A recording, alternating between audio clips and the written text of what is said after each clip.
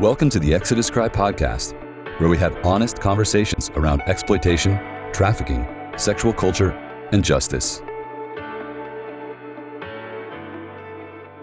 Well, Nick, thank you so much for sitting down with us for our podcast. This conversation feels like it's been in the making for a long time. I've just been such a huge fan of your work and just feel really indebted with gratitude for your courage in addressing some very controversial issues and some really, really important issues, particularly as it pertains to the subject of human trafficking and sort of all that encompasses that world. And I was curious if you could, if we could just start out hearing a bit of your backstory for how the issue of trafficking became a point of focus for you in your journalism. So, it was really kind of an accident. It wasn't that I read about it and decided this is a great human rights issue. I was in Japan, and I must say, as a foreign correspondent, I, over time, had come to see the treatment of women and girls as a hugely important issue that wasn't getting adequate attention. So I was maybe a little bit primed to be thinking of it. But then when I was the Tokyo bureau chief of the New York Times, I just happened to, I was certainly aware of trafficking in Asia of young girls. And then I made what I thought was going to be one trip to cover this issue in Cambodia and the Philippines. And I'll write about this and then move on to exchange rates and trade issues and whatever. And I was really, just blown away by what I saw. And in one little village in Cambodia, Svaipak, I saw very young girls being sold for their virginity. And you just... that's serious. I just could not believe this was happening. This felt like 19th century slavery, except these girls were going to be dead of AIDS by their 20s. It just, it really gnawed at me. And then on that same trip, I interviewed two girls, 14 and 15, in their brothel in Phnom Penh. And they, the 14-year-old had been sold by her stepfather. The 15-year-old had been kidnapped by a neighbor and sold to the brothel. And they explained that if they tried to run away, the police would catch them and hand them back. And so I wrote the piece and I got back to Tokyo, but I just, you just can't get that out of your mind. And so I began to write a little bit more about it, and then I became a columnist and I wrote more about it in Asia. But then I thought, well, if I'm going to write about it in Asia, I have to look at what happens here in the U.S. And so it began, those first meetings with these young girls in Cambodia who were probably dead now, started me on this journey and made me aware of, what feels to me like modern slavery. It's interesting that you bring up that point about AIDS, and because a lot of times the issue of trafficking is framed in such a way as there are victims who essentially are out there, need to be rescued. The issue needs to be stopped. The victims need to be rescued. But I remember going to Svaipak and talking with Dawn Brewster and hearing the story of little girls who had been brought back and yet then later died of AIDS. And those stories are sometimes left out, but that's the reality of the danger that young girls and women face in these trafficking situations. So there are no protections for them for things like STDs and or even acts of violence. And I think that's a heartbreaking part of this. I think that's right. And Svaipak was that village where I saw these girls being sold for their virginity. And the group Doctors Without Borders, which I hugely admire. A wonderful group. They do fantastic work all around the world. But they had a harm reduction little once a week clinic at Svaipak, intending to help treat those young girls there for sexually transmitted diseases. And the thought was, well, this will at least, reduce the harm that they are enduring. And at the time I thought, yeah, that's probably good for them. And then later there were real efforts to actually close down SVIPOC. And that happened. And it underscored to me that one should aim not just for harm reduction, but where possible for harm elimination. And that not always, but in many cases, that is possible. And Absolutely. You don't just want to improve conditions of slaves, you want to eliminate slavery. Absolutely. What was the year that you first published this investigation? It was 1997 or 1998. Okay. I should know, but it was 90s. No, yeah. And that was through the New York Times? That was in the New York Times. It was a front page piece, and I think it had a headline that that now I would look back on and maybe flinch at. I think it had something about child prostitution or something. Terminology we would be less likely to use now. But that piece really woke me up. And what kind of response did you get for that? Did the news of that feel as earth-shattering to others as it did to you when you discovered this? What kind of responses did you get? I didn't think there was enough outrage. There were certainly, humanizing it made, I think, readers sad. But there was also a feeling, well, that's Cambodia, that's the Philippines, it's a long way away. Don't they do awful things to each other all the time? And I was also somewhat pained by the narrative that I heard from Westerners to the effect that, well, in the developing world, the age of consent is younger. These girls are happy doing this. And it felt like to me incredibly morally myopic response to the rape of children. I relate to that approach of thinking I'm going to go, address this over one trip, a certain period of time. That was my thinking when we made our first documentary, Nefarious. I thought one trip, 6 weeks long, Southeast Asia, we'll have this covered. And I remember just coming back and feeling like I thought I knew what trafficking was based on, just some perceptions that I had. And now I felt like I don't have a clue it just looks like so many things and so many complexities underlying it. And it took a while to wrap my mind around. I actually just need to go on this journey of following this story wherever it takes me for however long it takes me. That ended up being a 4-year journey in my case of just investigating this issue around the world. And I'm curious for you, you have this initial trip and you're seeing these things, and then tell me about where it goes from there for you. Because the issue has really stayed a part of your heart and your life's work over these past, 20 plus years. And I'm curious what that progression looked like. So then I became a columnist after 9/11, and I was initially writing about the war in Afghanistan and then the war in Iraq. And then in 2003 or 2004, as there was a little bit of calm, I made a trip. I wanted to come back to this topic. I went back to Cambodia with a video journalist, and we went to Poi Phet, a town in Cambodia on the Thai border, where there has been a lot of trafficking.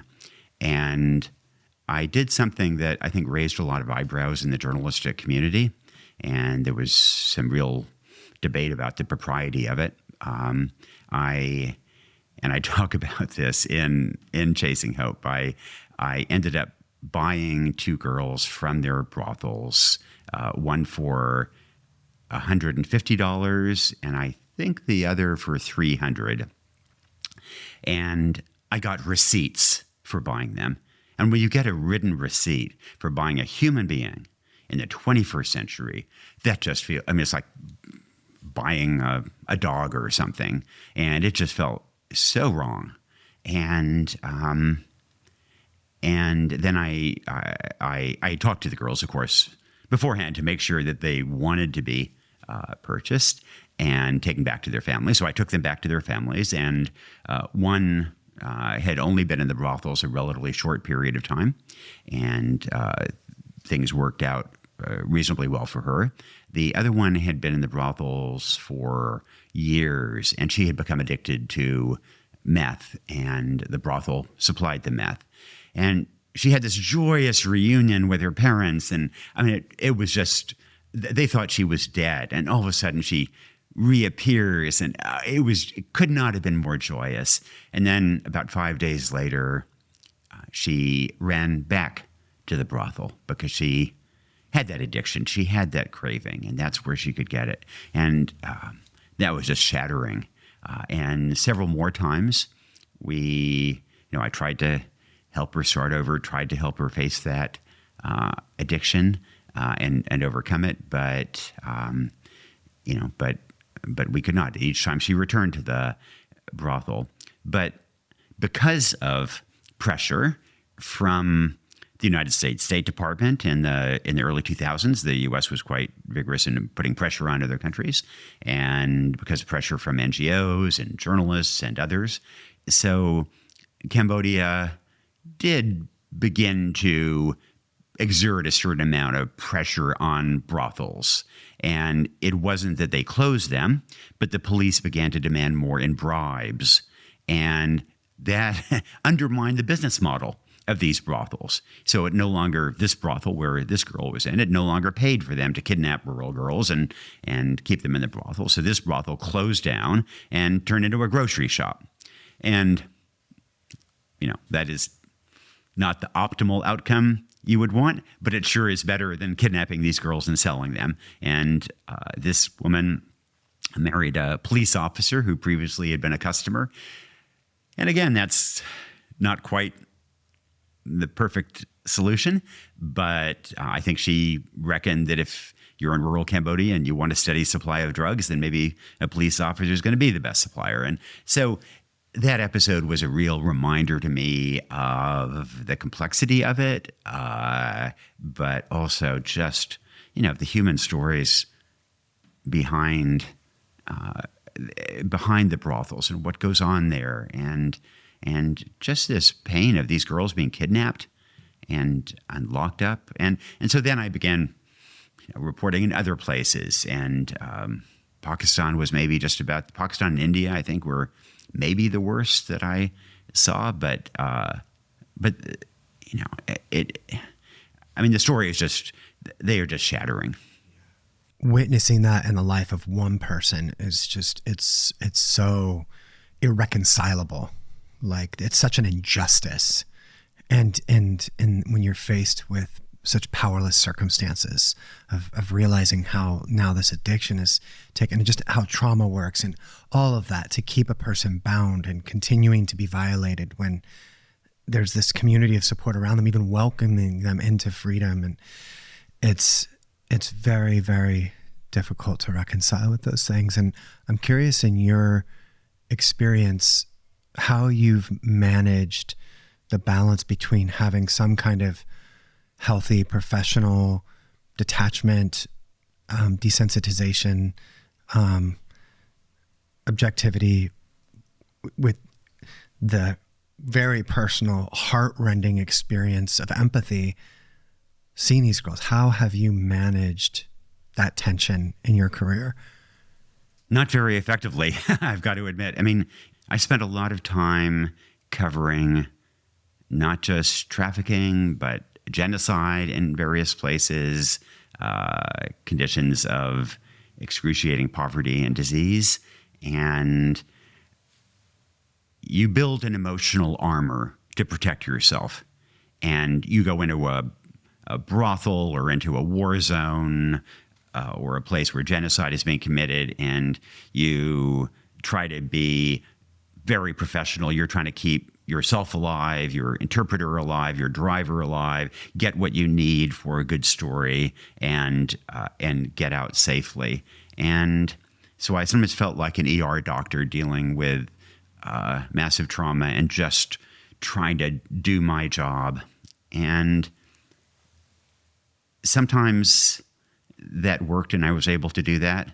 But children in particular, they broke through my armor. And so I would find myself in, covering genocide and hearing a story of a child who had been hit with machetes or thrown into a bonfire or whatever it was, and just tearing up, and it felt like the opposite of what a grizzled foreign correspondent should be doing. But how can you hear these stories and not be moved? Or in Pakistan, I talked to a girl who was walking to school one day, and a guy hit her on the head, knocked her out, and she woke up in a brothel on the other side of Pakistan and spent 4 years there. And then she was able to escape with help of a repair person in the brothel. And then the police had tracked her down, and they were about to return her to the brothel owner, who had vowed to kill her in front of the other girls as a lesson, as a warning. And I felt like I had to do something, so I rushed in a column ahead of schedule about this case, and calling on the Pakistan government that you can't let this girl be handed back and killed, and and it worked, and she is okay, and she ended up marrying the guy who had rescued her, but. Is there a tension between my job as a columnist writing about large issues that will be of broad interest to my readership and my human responsibility to this one girl who's going to be killed unless I do something? Absolutely there's that tension. And should a columnist be buying human beings in Cambodia? These are really difficult issues, and I explore them in Chasing Hope, and I tried always to be honest with readers and say what I did, and they can agree or disagree. But I think transparency is at least part of the answer, and that we journalists have a responsibility. We're journalists, we have journalistic responsibilities, but above all, we're humans, and we have human responsibilities to each other. I think you, more than any journalist I can think of, really bear your soul and your heart in your work. And at the same time, your work is so professional. You hold yourself to such a high standard of, integrity, ethics, and professionalism in what you do. But your heart and your soul comes through so much in it, and so when we started, I very grateful for the courage that you have to let yourself be human in all of this, and it's made your work so accessible. And I know that there are many people like myself who have really discovered this issue of trafficking through your work as a portal into this other world, and it's important to see it and to feel it. And just thank you again for your approach to facing these very, very difficult situations to look at. Well, as you know, it feels, I feel like Don Quixote sometimes attacking windmills, but, if you go after enough windmills, occasionally you hit one. Yeah. It does feel as if there is a moral urgency to these stories. And, that's true of trafficking. It's true of, rape videos on some porn sites. It's true of genocide. It's true of human rights in China or North Korea. And we're here for a purpose. We find some satisfaction in trying to address that purpose, and frustration when we don't. So trying to balance all that is tough, and I don't always get it right, but I try. Yeah. Well, I think you have made such a difference. And I believe it was one of your articles that I read very early on in my journey that described some girls that were brought out in one of the brothels, and like specifically that they were wearing pajamas. And I just remember just feeling so struck by that. And those kind of experiences don't leave you, they change you. And so I think, your work in that sense has been very transportational for readers. And I mean, it's frustrating, of course, because, there's still obviously brothels all around the world. There are vast numbers of people who are enslaved. The genocide continuing in Darfur, awful human rights abuses in China and Myanmar, all kinds of issues that I deeply care about. Yeah. There are still so many unmet needs, but I guess the way I think of it is that it may be, however much we want to solve problems, what matters is at least our ability to ameliorate them or help some people. Mm-hmm. And my dad was a World War II refugee, and he was sponsored by a family in Portland, Oregon. And that did not solve the global refugee problem, didn't make a dent in the global refugee problem. Did it make a difference for the Kristofs? Absolutely. Yeah. And that is what we all have the capacity to do, that we may not help every enslaved 15-year-old, but we can absolutely help some 15-year-olds. Yes, that matters. And I remember a quote from Mother Teresa saying, had I not picked up that one child in Calcutta, I never would have picked up the 40,000. There's so much value in making a difference in the life of one person. When a girl who's been trafficked escapes that life, one of the biggest threats they face is the possibility of being pulled back into it. Because of the level of trauma trafficking survivors have endured and the multi-layered psychological manipulation they've been under, in many cases it can take a while for them to heal, to believe in their own intrinsic value and develop the tools they need to overcome their PTSD. Tragically, some survivors never get there. This is where trauma therapy comes in. A therapist who specializes in working with victims of sexual trauma can be a game changer in terms of a survivor's ability to heal and build a new life. For the women that we work with, after 6 months of therapy, they reported to us an 87% decrease in self-harm, a 63% decrease in suicidal thoughts, and a 61% decrease in depression. This therapy has been life-changing. Isabella is a trafficking survivor we've supported. She told us, "The sessions have been life-changing. Your belief in my ability to heal has ignited a fire of hope within me, and your continued support gives me the strength to face each day with renewed courage and determination." You can help change the life of a trafficking survivor by giving at exoduscry.com/donate. I want to come back to something that you mentioned, rape videos occurring on porn sites. A lot of people are under the impression that trafficking happens in other parts of the world. It looks like forced abduction and then forced prostitution. In my experience of investigating trafficking, I began to see these certain ways where pornography was overlapping and intersecting with trafficking, trafficking victims being forced to appear in the porn videos, or porn being used to market the trafficking victims.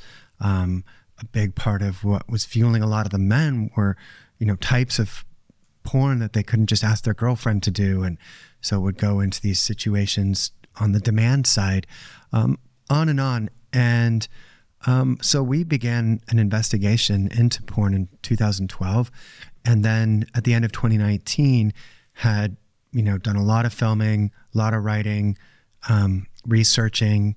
And one of my colleagues at the time, Lila Micklethwait, came upon a situation while she was investigating the world's largest porn site, or one of the world's largest porn sites, Pornhub, and discovered that this site was infested with real videos of actual abuse and rape, violation of underage girls, and began to sound the alarm on that. And so we started a campaign called the Trafficking Hub campaign. And at some point along the way, I know this captured your interest. I'm curious how you sort of like came into an understanding of what was going on, and how that kind of ended up working into you taking on the role of writing an article on this, because that article was an absolute game changer, The Children of Pornhub. So I'd been writing a lot about trafficking in the U.S. and Backpage in particular, and I kept coming across cases of kids in the U.S. who were being trafficked on Backpage and just being, sold like pizzas or something. And again, those stories really shook me. And the actions of Backpage in trying to prevent these girls from being found and located, it just felt so profoundly wrong. In Boston, I met with parents of this young girl who'd vanished, who'd run away from home, and she'd been missing for months and months. And together, in 15 minutes or something, we found her listed on Backpage, and we gave the information to the police that evening. They rescued her. She was in a hotel room with an armed pimp. And so in the course of writing about Backpage, I came across those girls who'd been exploited on porn. And this was to make money. And these were tech companies that were doing this because they saw a business model of exploiting these rape videos.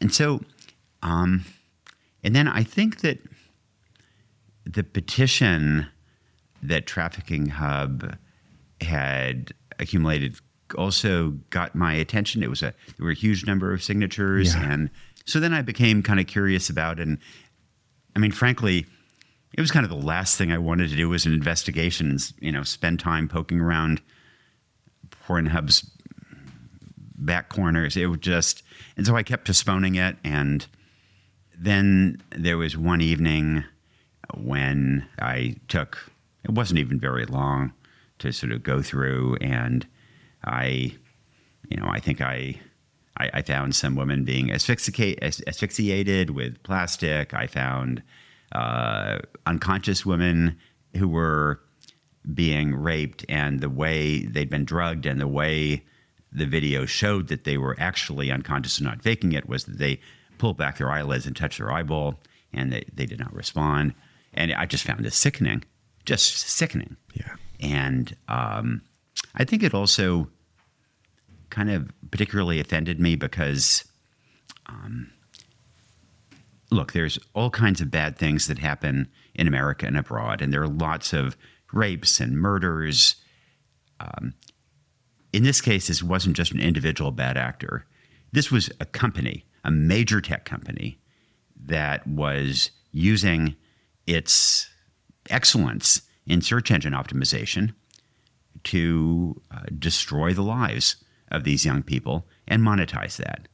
And I thought, I may not have the capacity to convince some murderer to not do that, but I can have influence over a company and over law enforcement to go after the company. In the case of Pornhub, this is a Canadian company, and I thought Canadians are better than this.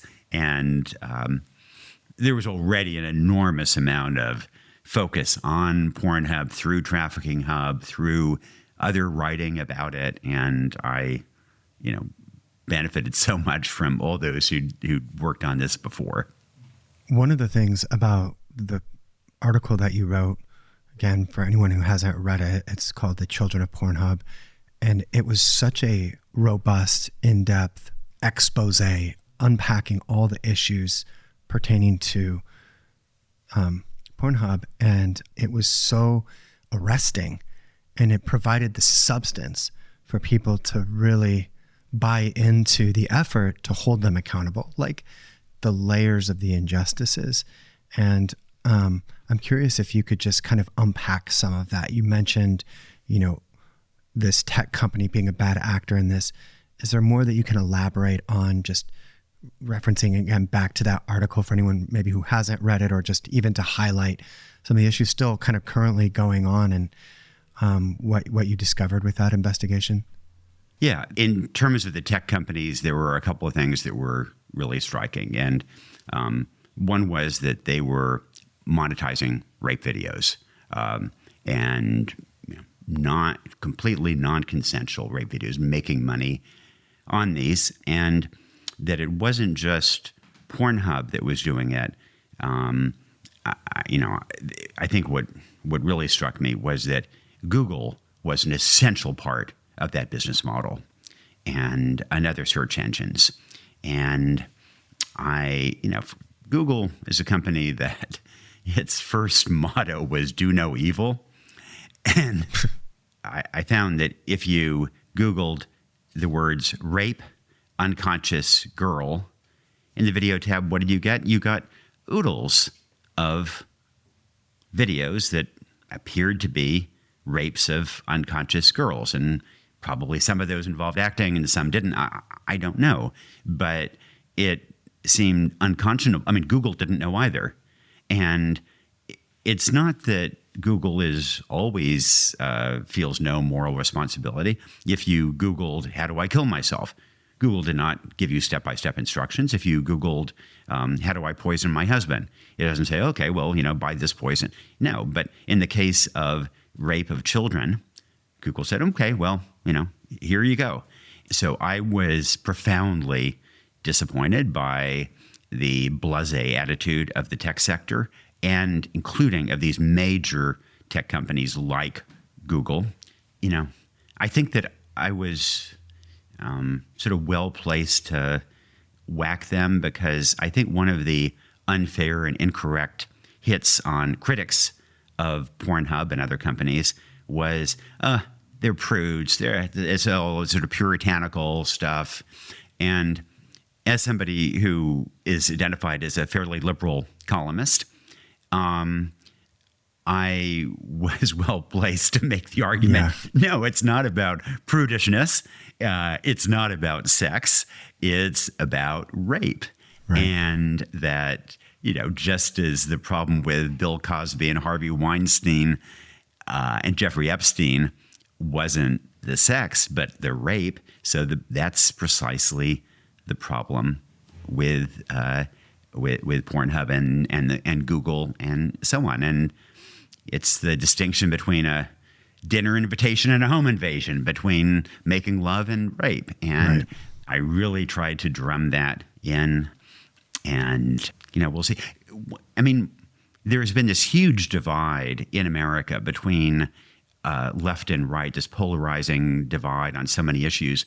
One of the things I've tried to do in my career, and it's something I really emphasize in Chasing Hope, is to try to find there's some issues where left and right can actually work together really effectively. And trafficking was one of them.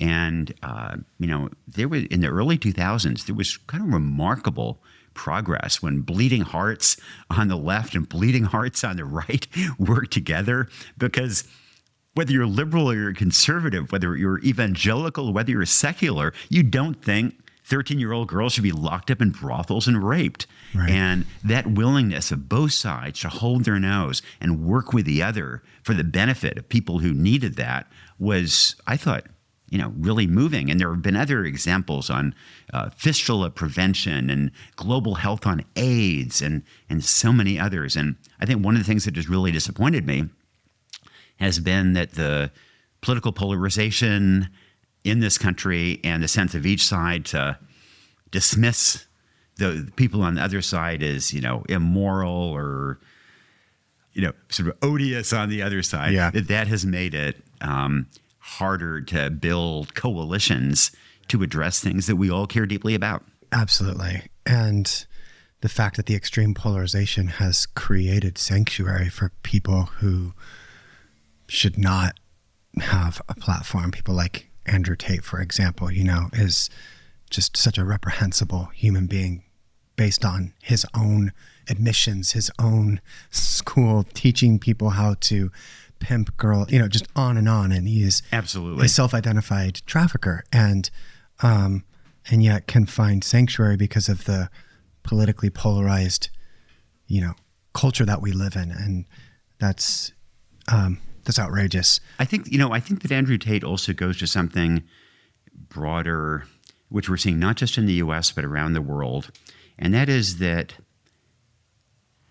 economic changes and more opportunities for women have resulted in women and girls getting more education and thriving to some degree in the larger economy. And that in turn has created a backlash among many boys and men. Mm-hmm. We're seeing this maybe more in South Korea than in any other country, to some degree in other Asian countries, but it is also filtering to the US. And Andrew Tate is this emblematic of this anger among some boys who I think feel that they are being treated unfairly, that women and girls are thriving, that they're not getting the respect they want. And Andrew Tate, some porn also just feeds into this, and it is creating a rift between boys and girls, men and women in the US, but also in much of the industrialized world. It is. It's a sad trend. And, for our part, we've reported on some of the troubling findings that we've discovered about Tate and the backlash to that, of just the defensiveness of young men really looking to him as an icon of what ideal masculinity looks like. And so I think we have a lot of work to do right now. And, with the issue of Pornhub that we were talking about, I remember we would draw attention to the fact that there were victims, specific victims whose rape was captured on video, being hosted on Pornhub, and just the fact that they would resist the person attempting to have that video taken down. Something that seems so obvious that we could all agree with, and then an ad hominem attack coming at us from the other side, like, well, you're just a prudish conservative, blah blah blah, and like, what does that have to do with it? And for our part, we weren't leading with like, the Bible says to do this, or our political allegiances say to do this. We really approached it from the ethical framework of this is just wrong. And yet in this culture that's just boiling with these polarizations, we're aware of, the risk that you were taking by stepping into that as a liberal journalist. And, as consistent with your entire career, a very bold and courageous move. And for our part, had nothing to do with anything other than your own integrity at wanting to, help expose this injustice that was happening. And yet I was also privy to a lot of the backlash that you faced. Yeah, I was disappointed.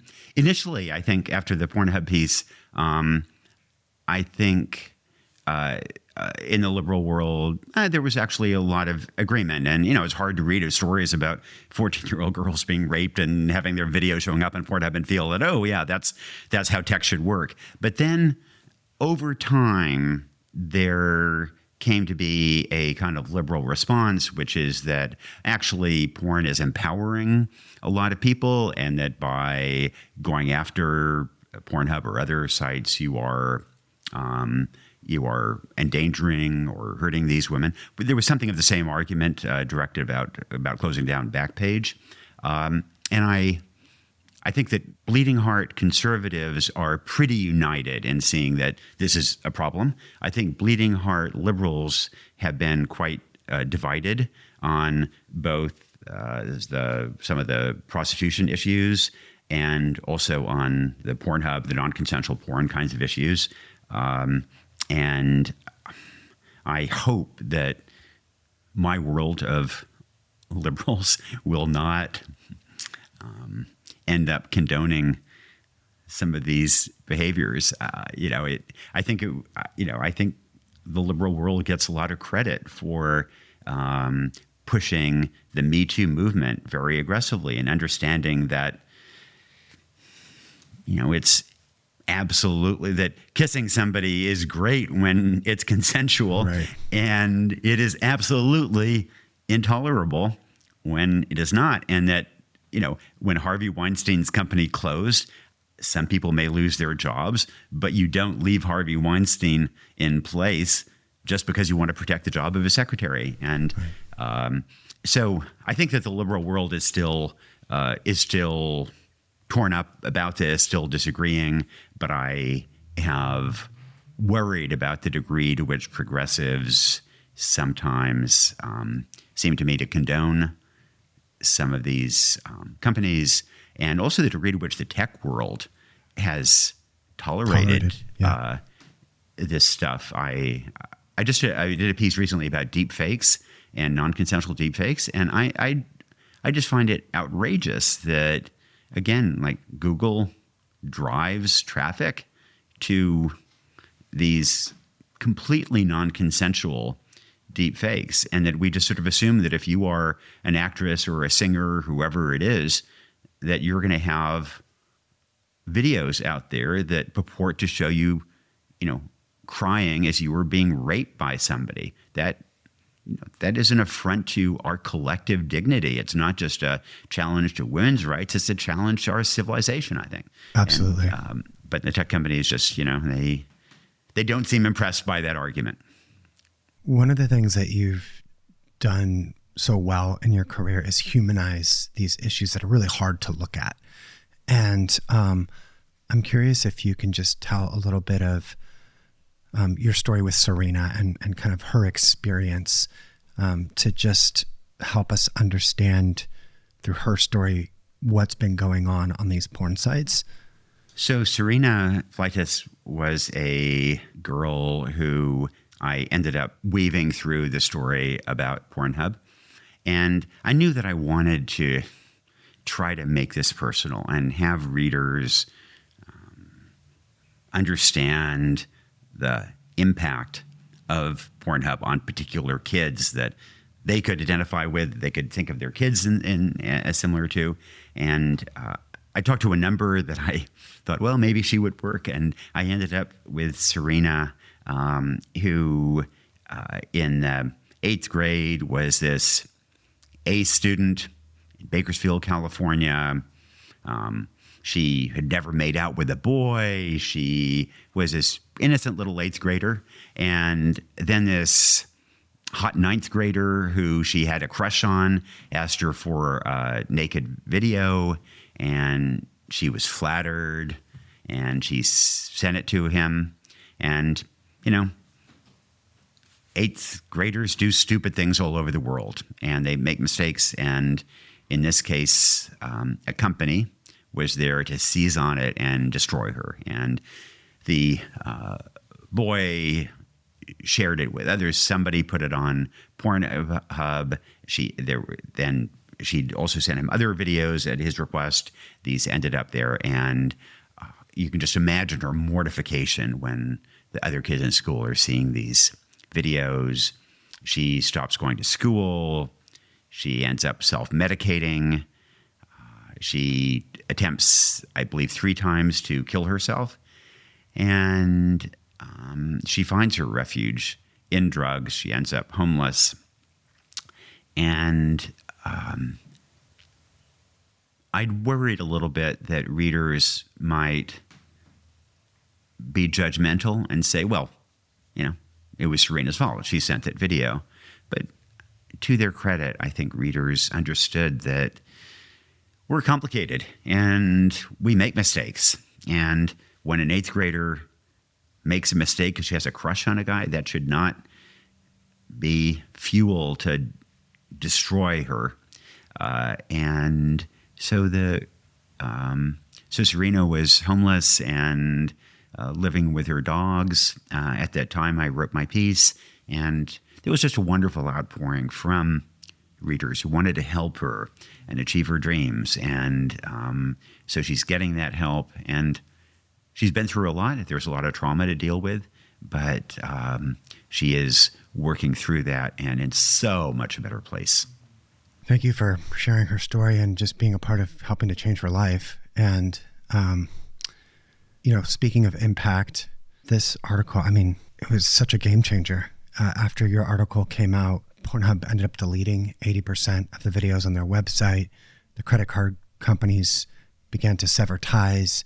It just set off a whole chain reaction of events. And I'm just grateful that there are people like you still out there in journalism who are tackling these issues with substance in a robust way, with a seriousness and a courage that it takes to make actual real change. And we're trying to do good in the world. We're looking at issues that appear to us to be very black and white injustices and not be swept up in the cultural polarization, but just be objective and be critical thinkers and ultimately try to make a difference for the people who are the ones that are marginalized, exploited, violated. I'm sure there are issues that you and I disagree on, sure, but the one issue that we totally agree on is that kids shouldn't be enduring this, and each of us is more likely to achieve our goal of ending that kind of brutal oppression if we work together. And exactly, that is absolutely how you build change. You build coalitions, and you respect each other and find commonality. And one of the points I make in the book is the need for bleeding heart liberals to work with bleeding heart conservatives, which is really the evangelical community. Is the main thread of that, both internationally and domestically. And there may not be theological agreement, but that's how you build change. I'm right with you. And I think to some people, it seems like, well, in order for me to do that, I've got to swallow all the baggage of, whatever side. And for my part, I'm always having to give so many qualifiers and disclaimers because I'm like, a lot of that baggage doesn't belong to me. I don't agree with this and this and this and this. And so I think the focus and the approach of where do we agree on? Let's start there. I'd love for you just to mention your book, because I know this has been a new project for you and something that you're talking about right now in this season. You're a legend in this space, and not to go overboard with the flattery, but you really are. And I know for our audience, the trafficking constituents that track with us, I would love for them to get more familiar with your work. So Chasing Hope. Thank you.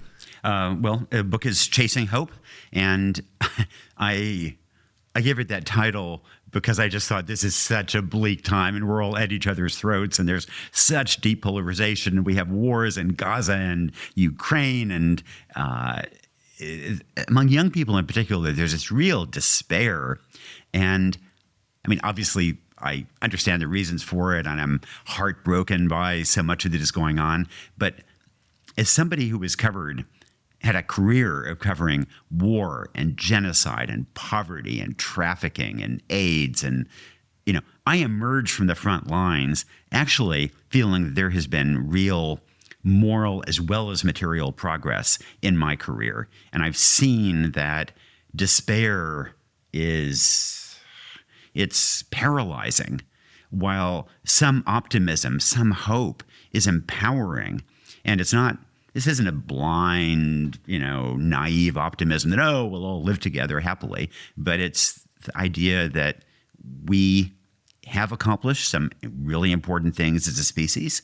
We get into messes, but we also get out. And that if we try hard, we can still make real progress on these huge challenges we face. And, that is what I have learned covering these issues. People, the first time they meet me, I think a lot of people expect that, somebody who spent so much time surrounded by misery, covering misery, that I'm going to be this really, dour, pessimistic person who's going to sort of, put him in the corner and tell him about, brothels in Calcutta or female genital mutilation or whatever. And I feel, on the contrary, the problems are real, but I've seen this real progress, even in trafficking. The International Justice Mission did a study that in the brothels in Calcutta, there had been an 80% reduction in the kids in those brothels since, was it 2016, I think? 80% reduction. And so that's what I've seen. That's what the book is a memoir of covering these issues, of what I've learned on the front lines, of how I think we can still make progress. I'm reminded of a quote in the documentary, The Cove. He said, "You're either an activist or an inactivist." And there's so many issues right now in our world that, they're going to take lifetimes for us to bring the kind of change, to create the world that we want to create. And I just want to thank you for being an activist. Thank you for your courage. Thank you for giving voice and visibility to a lot of these hidden issues. And thank you for sticking your neck on the line. We just are really, really grateful for you and appreciate your time today. Thank you so much, Nick. Delighted to be with you, and keep up the pressure. Awesome. Thank you, sir. You can check out all our podcast episodes, articles, and films at exoduscry.com and join the daily conversation by following Exodus Cry on all major social platforms.